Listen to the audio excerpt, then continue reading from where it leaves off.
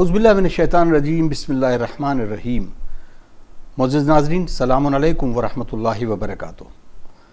बराह रास्त नशरियात के हवाले से लखनऊ स्टूडियो से एक बार फिर आपकी खिदमत में हाजिर होने की शरफ़ हासिल कर रहा हूँ। आपके पसंदीदा प्रोग्राम अहकाम इस्लामी को लेकर, जिसमें हम सवालात और कुछ मौज़ूआत डिस्कस करते हैं। नाज़रीन इकराम, आज हम बात करते हैं इमाम ज़माना अजल्लल्लाहु तआला फ़रजहु शरीफ से रिलेटेड एक हदीस के बारे में। इमाम हुसैन अलैहिस्सलातु वस्सलाम ने इरशाद फरमाया कि अल्लाह हमारे कायम अलैहिस्सलातु वस्सलाम को पर्दे गैब से ज़ाहिर करेगा और वो ज़ालिमीन से इंतकाम लेंगे। यकीनन नाज़रीन, हमारा हदफ ये होना चाहिए कि हम अपनी ज़िंदगी को उस अंदाज़ में जिएँ जैसा कि हमारा आका और मौला यानी इमाम ज़माना अलैहिस्सलातु वस्सलाम चाहते हैं। और ये हदफ भी होना चाहिए कि हम सारे अमल जो कर रहे हैं वो इमाम की नुसरत के तौर पर हमको नासिरो आवान में शुमार किया जाए। आइए नाज़रीन, इस प्रोग्राम का आगाज़ करते हैं। हमारे साथ मौजूद है हुज्जतुल इस्लाम वल मुस्लिमीन आली जनाब मौलाना मुस्तफ़ा अली ख़ान अदीबुल हिंद साहब क़िबला। अस्सलामु अलैकुम। अलैकुम अस्सलाम व रहमतुल्लाह। आगा बहुत सारे सवालात हैं, सवालों का सिलसिला शुरू करते हैं क्योंकि इस हदीस के ज़ेल में जो गुफ्तगू हुई, इन्होंने पूछा है क्या तलाक़ या खुला लेने के बाद लड़का और लड़की के निकाह, इसे पहले भी सवाल आया है, निकाह कर सकता है? जो 3 तलाक़ का मसला है इसको एलेबरेट कर दें। औज़ु बिल्लाहि मिनश्शैतानिर्रजीम, बिस्मिल्लाहिर्रहमानिर्रहीम, अल्हम्दुलिल्लाहि रब्बिल आलमीन व सल्लल्लाहु अला सय्यदिना मुहम्मद व आलिहि तय्यबीन अत्ताहिरीन। जहाँ तक मसला ये है कि क्या कोई शख्स अपनी ज़ौजा को तलाक़ देने के बाद दोबारा उससे अक़्द कर सकता है या नहीं, बिल्कुल कर सकता है। अगर अपनी ज़ौजा को उसने तलाक़ दी है और इद्दत में है और तलाक़ रजई दी है या रिजई दी है तो वो हत्ता बग़ैर अक़्द के भी रुजू कर सकता है। यानी 3 महीने का जो तीसरा तोहर जब वो देखेगी तब वो उसकी इद्दत ख़त्म हो जाएगी। अगर इसी से पहले शौहर किसी भी ज़रिए से, कलाम के ज़रिए से, अमल के ज़रिए से किसी तरह भी ये ज़ाहिर कर दे कि नहीं मैं तलाक़ नहीं और हम दोनों मियाँ बीवी रहेंगे, तो तलाक़ अपने आप ख़त्म हो जाएगी, उनको अक़्द करने की भी ज़रूरत नहीं है।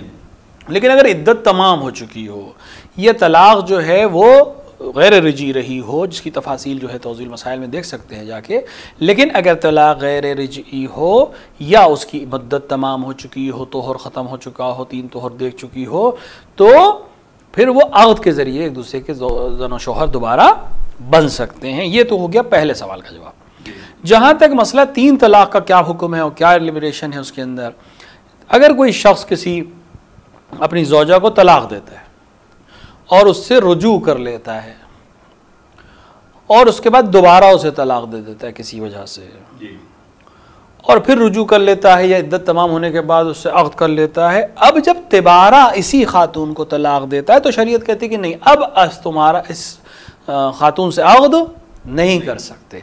3 तलाक़ के बाद ये औरत हराम हो जाती है मर्द पर। लेकिन क्या ये औरत हमेशा के लिए हराम है? यहाँ एक मसला चेंज होता है। हमेशा के लिए हराम रहेगी अगर ये औरत किसी और से अक़्द ना करे। यानी एक औरत थी, उसको शौहर ने 3 बार तलाक़ दी, अब ये औरत इस मर्द के ऊपर हमेशा हमेशा के लिए हराम हो जाएगी, मगर ये कि ये खातून किसी दूसरे मर्द से अक़्द करे और दोनों आपस में इज़्दिवाजी ताल्लुक़ात को कायम करें और फिर मर्द बग़ैर किसी फोर्स के, बग़ैर किसी प्रेशर के, बग़ैर किसी टेंशन के अपनी इस ज़ौजा को तलाक़ दे और ये तलाक़ पे अपना इद्दा पूरा करे, तब ये अपने पहले शौहर से अगर अक़्द करना चाहे या वो इससे अक़्द करना चाहे तो अक़्द कर सकते। लेकिन ये फोर्सफुली नहीं हो सकता, इजाज़त के साथ हो, इख्तियार के साथ हो। वो मर्द जिसने बीच में आकर शादी की है वो मजबूरी में शादी ना करे या मजबूरी में तलाक़ ना दे, तब ये अमल हो सकता है। बस 3 तलाक़ अगर कोई शख्स किसी खातून को तलाक़ देता है तो 2 तलाक़ तक तो कोई मसला नहीं, वो रुजू कर सकता है या अक़्द कर सकता है। लेकिन अगर तीसरी तलाक़ दे दी तो फिर बग़ैर किसी और से अक़्द किए इस आदमी के पास ये शादी के लिए वापस नहीं आ सकती। बहुत बहुत शुक्रिया। अगर एक और सवाल रिलेटेड है शादी से ही, इन्होंने सवाल किया कि कोई शख्स अगर एक्सीडेंटल मौत होती है, मसलन किसी प्लेन क्रैश में उसकी वो जाबाहक होता है और उसके बाद उसकी बॉडी भी मिलती है और उसको दफना दिया जाता है, एक खातून उसका इद्दे वफ़ात भी करती है, उसके बाद अक़्द कर लेती है। अक़्द के बाद पता ये चलता है कि जो उसका पहला शौहर है वो वापस आ जाता है, किसी भूले से वो कोई दूसरा की बॉडी मिलती है। तो अब ऐसे जगह पर शरई हुक्म क्या होगा? अगर कोई इंसान मिसाल के तौर पर औरत ये गुमान करे कि शौहर मर गया है, यहाँ पे गुमान नहीं है, यकीन है कि शौहर मर गया है और उसने जो है इद्दे वफ़ात पूरी तरह से रखी और बाद में किसी शख्स से शादी कर ली। अब किसी वजह से मसलन ये मालूम नहीं हो पाया था या एक्सीडेंट में सीट्स बदल गई थी या बॉडी की शनाख्त नहीं हो पाई, किसी वजह से भी कुछ दिन बाद या कुछ अरसे बाद वो शौहर वापस आ जाए तो शरअन ये अपने पहले शौहर की ज़ौजा है, लिहाजा इसे करना ये पड़ेगा कि अपने दूसरे शौहर से अलग होना पड़ेगा फ़ौरन और उसके बाद उससे अलग होने के बाद इद्दत रखनी पड़ेगी, इद्दत तलाक़ जिसे हम कहते हैं, और इद्दत तलाक़ रखने के बाद ये अपने पहले शौहर की तरफ वापस आ जाएगी क्योंकि वो उसका शौहर है। अब यहाँ पर सीगे तलाक़ जारी, सीधे तलाक़ पहले दूसरे शौहर को सीधे तलाक़ जारी करने की ज़रूरत भी नहीं है, वो अपने आप ही उसके हक़ से बाहर हो जाएगी। अगर वो जारी भी करना चाहे तो कोई हर्ज नहीं है। वो इल्ला अगर पहला शौहर जिंदा है, भले हमें नहीं इल्म था लेकिन अब इल्म हो गया तो ये दूसरा वक्त अपने आप बातिल हो जाएगा, उसे फ़ौरन अलग होना पड़ेगा, इद्दत तमाम करनी पड़ेगी और इद्दत के बाद ये अपने शौहर की तरफ वापस आ जाएगी।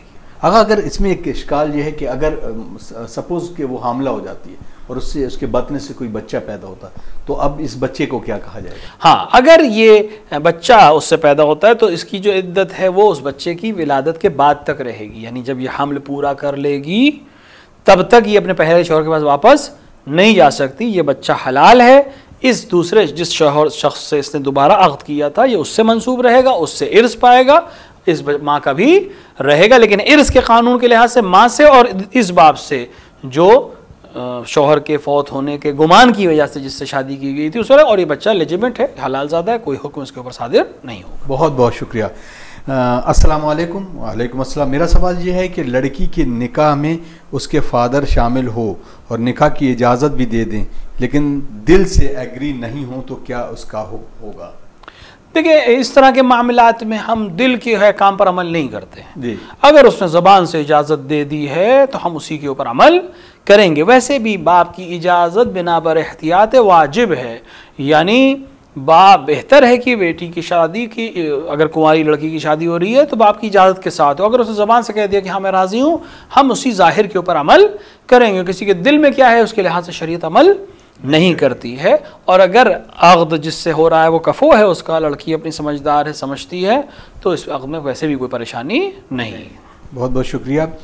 लेकिन नाज़रीन, यकीनन इस तरह के सवालात जो आते हैं ये कभी कभी इबरत भी देते हैं कि हम बहुत सारी चीज़ें अपने दिल पर और कुछ बहुत गैर शरई तौर पर बात करते हैं, लेकिन यहाँ पर देखना ये होगा कि शरई तौर पर हम अपने उलमा इकराम से रुजू करें और सही तरीक़े से सही जो इल्म है वो हासिल करें।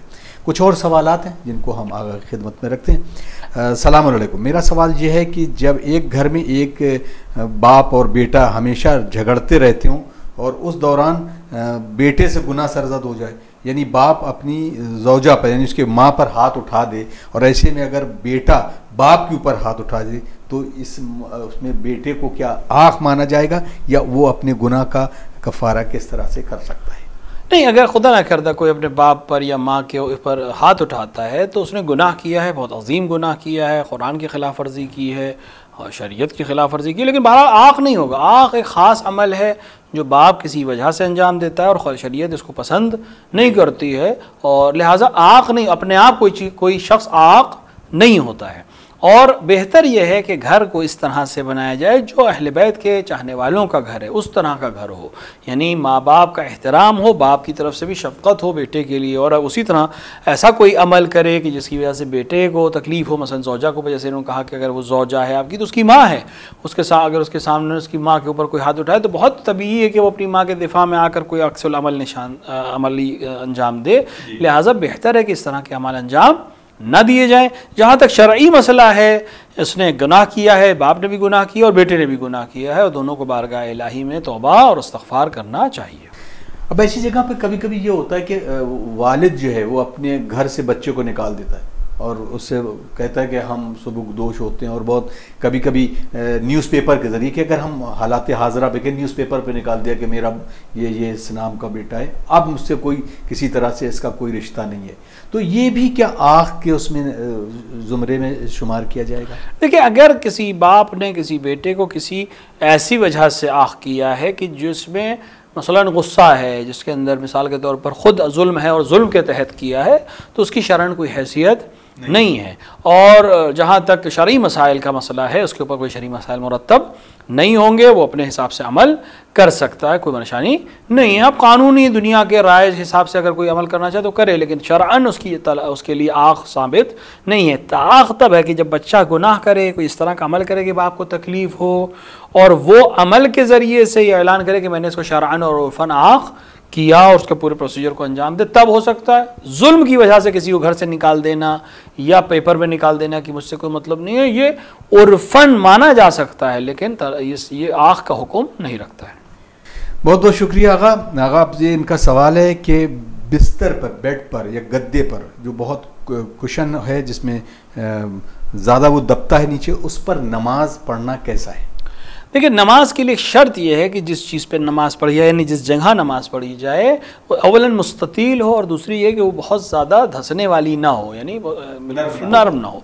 अब मिसाल कभी कभी होता है, कुछ गद्दे ऐसे होते हैं थोड़ा सा दबते हैं, या मिसाल के तौर आम कालीन और लिहाफ जो होते हैं, अगर उसके ऊपर भी कोई नमाज पढ़ रहा है थोड़ा सा वो दबते हैं, जब इंसान की बॉडी उसके ऊपर प्रेशर रखी, उसमें कोई हर्ज नहीं है। लेकिन कुछ गद्दे ऐसे होते हैं जो बहुत ज़्यादा स्पंची होते हैं, जो आप सजदे में जाएंगे तो पूरा अंदर चले जाएंगे, हाथ रखेंगे पूरी तरह से अंदर चले जाएंगे, उस पर नमाज पढ़ना सही नहीं है। लेकिन आम थोड़ा सा मकदार में अंदर दबते हैं बॉडी के मास की वजह से, तो कोई मसला नहीं है, नमाज उस पर सही है। बस देखना पड़ेगा कि किस तरह का गद्दा है। अगर वो दबता है, बहुत ज़्यादा दबता है, और मकाम सजदा या आप जब हाथ रखते हैं उसके ऊपर ये घुटने रखते हैं तो अंदर धंस जाता है, तो उससे इज्तिनाब करना चाहिए, मुस्ततील जगह पर नमाज पढ़नी चाहिए। अगर क्योंकि नमाज जमात के लिए भी एक सवाल जो इन्होंने किया कि नमाज जमात में हमने देखा है कि बड़ी मसाजिद के अंदर जहाँ इमाम खड़ा होता है वो नीचे गड्ढे में होता है, मतलब उसको, तो क्या ये ज़रूरी है जो और अफराद होते हैं, मसलन जो अफराद उससे नीचे नमाज पढ़ते हैं, क्या उनकी नमाज नहीं होती है?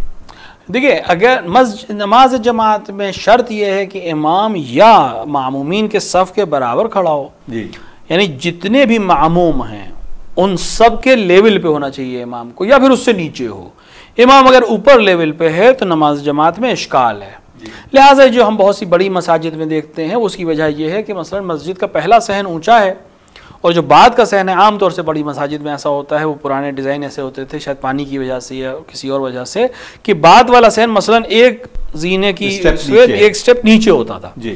इस स्टेप के नीचे पे जो इंसान खड़ा है वो इमाम के लेवल पे रहे, लिहाजा इमाम जमात की जगह को थोड़ा सा एक स्टेप या दो स्टेप नीचा बनाते थे कि बाहर जो लोग खड़े होंगे, यानी अगर मस्जिद पूरी भर जाए तो जो सहन में खड़े होंगे लोग उनके लेवल पे रहे इमाम, या उनसे भी नीचा रहे। इमाम को नीचे रहना है, मामूमीन ऊपर रह सकते हैं, कोई हर्ज नहीं है, जमात पे कोई हर्फ नहीं आएगा। लिहाजा अगर उस लेवल को बयान करने की वजह से ऐसा कर रहे हैं और उसी वजह से किया जाता है तो उनकी नमाज सही है, कोई हर्ज नहीं है। लेकिन अगर बरअक्स हो जाए, मसलन मिसाल के तौर पर कुछ मसाजिद हमने देखी हैं ऐसी हैं जहाँ पहले सहन या दूसरे सहन में जो लोग नमाज पढ़ रहे हैं वो या इमाम के लेवल से ऊपर हैं या इमाम के लेवल पर ही हैं। लेकिन कुछ हैं ऐसी होती है मसलन वो जीने पे आ गए, बड़े चौड़े जीने हैं, मसलन बड़ी मस्जिद है, पहला सहन दूसरा सहन तीसरे के बाद जीने हैं चौड़े चौड़े, और हम जीने पे नमाज खड़े होकर पढ़ रहे हैं और इमाम का लेवल हमसे अब ऊपर है, तो इनकी नमाज सही नहीं है। अगर कोई ऐसी नमाज है जमात से सिर्फ हो सकती है तो इनकी नमाज सही नहीं होगी, इनको फुरादा नमाज अपनी पढ़नी पड़ेगी। सुभान अल्लाह। अगर क्योंकि हम इसको डिस्कस कर रहे हैं तो जहन में सवालात तो बहुत सारे आते ही हैं। जो स्टोरी, फर्स्ट स्टोरी और सेकंड और थर्ड, इस तरीके के मसाजिद, क्योंकि वो शहरों में जगह कम है, अगर हम बहुत बड़े शहरों की बात करें तो जो ऊपर जितने मामून हैं वो जाकर नमाज पढ़ते हैं तो उनकी नमाज सही है वहाँ? अगर मिसाल के तौर पे कोई ऐसी मस्जिद है या कोई ऐसी बिल्डिंग है जहाँ मसलन स्टोरी वाइज बना हुआ है, first story, second story, third story, जहाँ तक चले जाएं, इमाम अगर नीचे फर्स्ट बेसमेंट में खड़ा हुआ है या फर्स्ट फ्लोर पे खड़ा हुआ है और मामूम उसके साथ खड़े हैं और उसके बाद ऊपर की स्टोरीज पे खड़े हैं तो उनकी नमाज सही है, चाहे वो जितने ऊपर चले जाएं। बस उसमें एहतियात ये करनी है कि या इस तरह से सफ़े बनाई जाएँ कि सफ़े ऊपर तक वसल हों, मिसाल के तौर पे ज़ीने इस तरह से हों, चौड़े की वसल हो जाए, या ऊपर जो लोग खड़े हैं वो उसमें से जो पहली सफ़ के अफराद हैं उनमें से बाज़ ही सही वो इमाम को देख रहे हों तो उनकी नमाज सही है। चलिए, बहुत बहुत शुक्रिया आगा। अब इनका सवाल देखते हैं। सलाम अलैकुम, मेरा सवाल यह है कि क्या बहन का लड़का महरम है और उससे मुसाफिया कर सकते हैं या नहीं, इसका जवाब दे दीजिए। बहन का लड़का यानी आपका भांजा, बहन का लड़का महरम है, क्योंकि खाला और फूफी दोनों एक ही हुक्म पे हैं, बिल्कुल महरम है, और उसको दुआ देने के लिए, उसके मिसाल के तौर पर उसके हाथ को छूने के लिए, दुआ देने के लिए, जो भी मुसाफिया भी करने के लिए कोई हर्ज नहीं है, वो बिल्कुल महरम रहेगा, अबद तक महरम रहेगा, इस महरमियत को ख़त्म नहीं कर सकता। तो बहुत शुक्रिया। नाज़रीन, लाइव ट्रांसमिशन से हम जुड़े हैं लखनऊ स्टूडियो से, और आपके सवाल बिहम्दिल्लाह हम तक पहुंच रहे हैं, और मज़ीद सवालों के लिए नंबर जो दिया है इस पर आप हमें अपने सवाल भेज सकते हैं।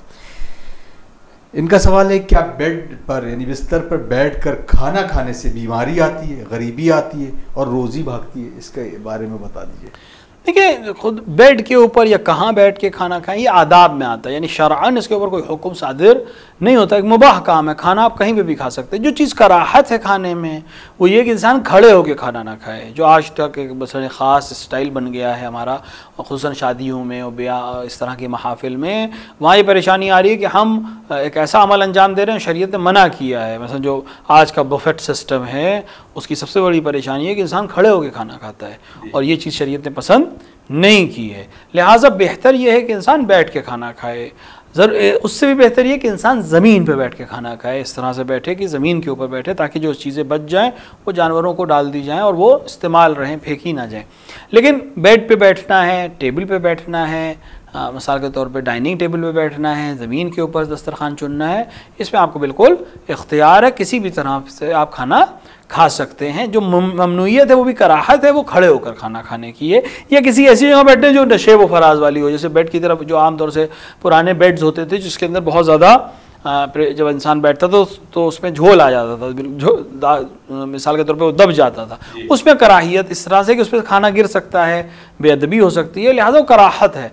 वो इल्ला शरई तौर पर बेड पे खाना खाने में या सोफे पे बैठ के खाना खाने में या ज़मीन पे बैठ के खाना खाने में कोई शरई हुक्म मुरत्तब नहीं होगा, एक मुबाह अमल है, कहीं पर भी अंजाम दिया जा सकता है। बहुत शुक्रिया आका, क्योंकि खाने के आदाब में शायद पहले भी किसी मौजू पर गुफ्तगू कर चुके हैं। अब सवाल यहाँ पे उठता है कि एक्चुअल में किस तरीके से बैठकर खाना खाना है। ज़मीन पर खाना अगर लगा हुआ है और सब लोग बैठे हुए एक साथ दस्तरखान में, तो कुछ लोग कहते हैं कि पालती मार कर बैठ के खाना नहीं खाना चाहिए, उकरू बैठकर खाना चाहिए, पैरों को इस तरह से हो कि पैर जो है पेट को अंदर दबा रहे, तो उस पर ज़रा वजाहत फरमा दी। देखिए, मसला ये है कि ये जो लोग कहते हैं आमतौर से ये बातें हुक्मा की बातें, यानी अदब के साथ साथ हिकमत की चीज़ें होती हैं। शरई कानून आकर एक आम कानून बयान करता है, शरीयत बहुत से कानून में आकर हर्फ नहीं बोलती, अपनी बात को खाली छोड़ देती है, क्योंकि उसके डिपार्टमेंट नहीं है, उसका जुरिसडिक्शन नहीं है। लेकिन कुछ चीज़ें ऐसी होती हैं जो हुक्मा डिसाइड करते हैं। मसलन हुक्मा के नज़दीक बजाय इसके कि इंसान चार पालती पे बैठे, बेहतर है कि दो जानू बैठे, और उन्होंने उसकी वजह ये बयान की है कि जब ये इस तरह बैठता है इंसान तो उसका पेट चूँकि दबता है, लिहाजा वो भरपेट खाना खाने से परहेज करता है, यानी उसकी खाने की मिकदार थोड़ी सी कम हो जाएगी, क्योंकि उसके ऊपर प्रेशर पहले से आ रहा होगा। लिहाजा ये हुक्मा की चीज़ है। लेकिन शरअन चाहे आप बैठ के खाना खाएं, चाहे मिसाल के तौर पर कुर्सी पे बैठ के खाना खाएं, चाहे ज़मीन पे उखड़ू बैठ के खाना खाएं, चाहे चार पाती खाना खाएं, खाने में कोई हुक्म सादिर नहीं होगा। हुक्मा ने आकर इन चीज़ों को रिकमेंड किया, अगर कोई इस पर अमल करे तो उसको बहुत से तिब्बी फ़ायदे हासिल हो सकते हैं, लेकिन शरअन वो किसी तरह से गुनाह में या किसी और चीज़ में मुलव्विस नहीं माना जाएगा। अगर इनका सवाल है कि गाने की धुन में कसीदा पढ़ना कैसा है। देखिए, ख़ुद मिसाल के तौर पर अहले बैत अलैहिस्सलाम के लिए कसीदा पढ़ना, कसीदा कहना, मरसिया कहना, पढ़ना, नोहा, ये तमाम चीज़ें पसंदीदा अमल हैं। लेकिन अगर कोई ऐसा अमल किया जाए जो ख़ुद इनकी तक़द्दुस को ख़त्म कर रही हो, मसलन जो लहव व लाब की महफ़िलों की म्यूज़िक है उसको यहाँ इस्तेमाल करना, या उस तर्ज़ को यहाँ इस्तेमाल करना, या उस तरीक़े को यहाँ इस्तेमाल करना, या अलियाज़न बिल्लाह उन्हीं चीज़ों को यहाँ इस्तेमाल करना, मसलन जो आलात मौसीक़ी हैं उनका इस्तेमाल करना, चाहे वो मिसाल के तौर जश्न हो या मीलाद हो या इस तरह की चीज़ें, इसको शरीयत इजाज़त नहीं दी है। ख़ुद मदह के साथ अव्वलन ये चीज़ अपने आप साजगारी नहीं रखती, यानी मदहा भी करें अमीरुल मोमिनीन की और साथ में मिसाल के तौर पर साज और सारंगी और इस तरह की चीज़ें रखी हों, ये दोनों आपस में तजाद रखती हैं। क्योंकि अमीरुल मोमिनीन अलैहिस्सलाम यानी दीन, अमीरुल मोमिनीन अलैहिस्सलाम यानी शरीयत, अमीरुल मोमिनीन का मतलब वो, और अमीरुल मोमिनीन से मोहब्बत का मतलब शरीयत का पाबंद होना और ऐसा किसी अमल से दूर रहना जो अमीरुल मोमिनीन को पसंद नहीं है, जो इस्लाम को पसंद नहीं है या खुदा को पसंद नहीं है। तो इन दोनों में आपस में कोई सिनखियत नहीं है, अगर एक साथ है तो इसका मतलब कहीं ना कहीं कोई चीज़ गड़बड़ हो रही है। लिहाजा जहाँ तक इनके सवाल का मसला है, अगर कोई म्यूज़िक या कोई धुन या कोई तर्ज मखसूस है लहव व लआब की महफिल से और उस पर कसीदा या नोहा कहा जाए तो ये शरअन इश्काल है, इसको अंजाम नहीं देना चाहिए। अगर अब क्योंकि आजकल सोशल मीडिया की लाइक्स और इस तरह की चीज़ें आ गई, अर्निंग भी हो गई है। खुसूसन एक सवाल जो बहुत जहनों में और डिस्कस होता है बहुत जगह पर कि जैसे कुछ नोहा खान और मनक़बत खान है, वो अपने नोहा और तमाम किसी एक कंपनी के ज़रिए वो बाउंड होते हैं और उसके बाद उसका एक कॉपीराइट बनाते हैं। तो ये कॉपीराइट बनाना ये कैसा अमल है? खुसूसन कोई एक नोहा खान जो नोहा लोग बहुत पसंद करते हैं, उसको दूसरी जगह पढ़ नहीं सकते, क्योंकि अगर किसी दूसरे सोशल मीडिया पे अगर वो पढ़ देते हैं तो उस पर कॉपीराइट आ जाता है और उस पर वो उसका बैन हो जाता है। तो खुसूसन क्योंकि मीर अनीस अल्लाह मकामा और मिर्ज़ा दबीर अलैहिर्रहमान ने जिस तरीके से खिदमात दिए, तो अब हम इस जाविये से अगर सवाल करें कि ये चीज़ों को किस तरीके से पेश किया जाए, क्या उनको मना किया जाए ऐसे लोगों को, और ऐसे लोगों के मनक़बत और नोहे को सुनने से भी परहेज़ किया जाए? देखिए, दो चीज़ें हैं। अगर हम किसी भी चीज़ के खुसूसन वो चीज़ जो मानवी हो, खुसूसन वो चीज़ जो उखरवी हो, खुदावंद आलम ने जिसको इबादत करार दिया हो, इमाम हुसैन अलैहिस्सलाम या आइम अलैहिस्सलाम की चाहे नोहा हो, चाहे मनक़बत हो, चाहे मरसिया हो, चाहे कसीदा हो, चाहे उनके गम में बनाया जाए, चाहे उनकी खुशी में बनाया जाए, ये इबादत है हमारे उलमा के नज़दीक और रवायात के नज़दीक। तो अब इबादत को हम अगर मादी बनाएंगे तो यकीनन कहीं ना कहीं परेशानी है। या तो वो इबादत नहीं कर रहा है, ये शख्स मादा परस्ती को अंजाम दे रहा है, यानी अपने दीन को बेच रहा है, लोगों को मादे की तरफ ले जा रहा है, तो ये अमल अपने आप में सही नहीं है। लिहाजा ऐसा कोई भी अमल करना जो अहले बैत के कसीदे को या अहले बैत के गम को या उनकी इज़्ज़तदारी को मादी बनाए, ये अपने आप में सही नहीं है और इस शख्स को इंदल्लाह और इमाम हुसैन अलैहिस्सलाम के नज़दीक जवाब देना पड़ेगा। इमाम हुसैन की इज़्ज़तदारी के ऊपर कॉपीराइट किसी को नहीं, वरना अगर कॉपीराइट है तो इमाम ज़मान अज्जलल्लाहु तआला फ़रजहु शरीफ के पास कॉपीराइट है, वो वारिस हैं। लिहाजा इस तरह का अमल अंजाम देना सही नहीं है। हाँ, अब मुमकिन है कि ये आए कि मिसाल के तौर पर हमने इसके ऊपर मेहनत करते हैं और उसके ऊपर मिसाल के तौर के ऊपर जो एल्बम्स की रिकॉर्डिंग होती है, वीडियोग्राफिक होती है, बहुत से मसाइल होते हैं, उस पर ख़र्च होता है और ये सब, तो उसको इमाम हुसैन की राह में ख़र्च के उन्वान से देखें, इन्वेस्टमेंट के उन्वान से देखें कि इमाम हुसैन के लिए आप अंजाम दे रहे हैं। अगर वइल्ला इस अमल से तो यही साबित होता है कि ये इमाम हुसैन के लिए नहीं बल्कि तिजारत के लिए है। तो तिजारत के लिए तो तिजारती दुनिया में इसका फ़ायदा और नुकसान उसको ज़रूर मिलेगा, लेकिन आखिरत में फिर वो किसी और चीज़ की तवक्को नहीं कर सकते। बहुत बहुत शुक्रिया आगा। लेकिन इसमें एक और सवाल जहन में एकदम से आ गया, मैं तुमसे हुकूमत में मशवरा नहीं करूंगा, जल्दी से मैं हुक्म दूंगा तुम उस पर अमल करो, तुम मेरी बैत में हो, उसको लोग मेरे साथी बन सकते हो, उमूर में मकबूल कर मेरे साथी बन सकते हो, लेकिन मैं तुमसे राय मशवरा लूँ, तुम्हारे कहे पर चलूँ, ऐसा नहीं होना। यही वजह थी कि बाद में दोनों अफराद अमीर मोमिनीन से दूर चले गए और उसके बाद एक पूरा जंग जमल और दीगर मामला जो हुए वो हुए। अला कुल्ल हाल अमीरुल मोमिनीन अलैहिस्सलातु वस्सलाम अदालत का उस अज़ीम नमूने का नाम है कि अगर उम्मत मुस्लिमा इसको कबूल कर लेती तो फलाह व कामयाबी हासिल होती। और आज भी हुक्मरान और अफराद अगर इस अदालत को कबूल करके इजरा करें तो उनके बहुत से उमूर बेहतर और बेहतर हो सकते हैं। जज़ाकल्लाह जज़ाकल्लाह। यकीनन ये बात बिल्कुल सच है, बिल्कुल रोज़े रोशन की तरह कि अगर काश मुसलमान एक जा होकर मौलाए कायनात अली इब्न अबी तालिब अलैहिस्सलातु वस्सलाम को। बहुत बहुत शुक्रिया नाज़रीन। यकीनन हमारा हदफ जो है वो ये है कि हम आपके सवालों के साथ साथ कुछ जहन में जो सवाल आते हैं, खुसूसन इस पूरी दुनिया में जो लोग गुफ्तगू करते हैं, वो भी कोशिश करते हैं कि हम अपनी ज़बान से आगा के सामने रखें और उसके खूबसूरत से जवाबात आप तक पहुँचाने की कोशिश करें।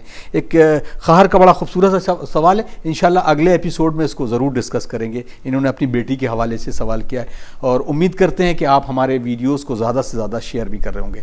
हमें दीजिए इजाज़त, इंशाल्लाह अगले एपिसोड में कुछ और सवाल और मौज़ूआत के साथ फिर हाज़िर खिदमत होंगे। वस्सलामु अलैकुम वरहमतुल्लाहि वबरकातुहू। अल्लाहुम्मा अज्जिल लिवलियिकल फ़रज।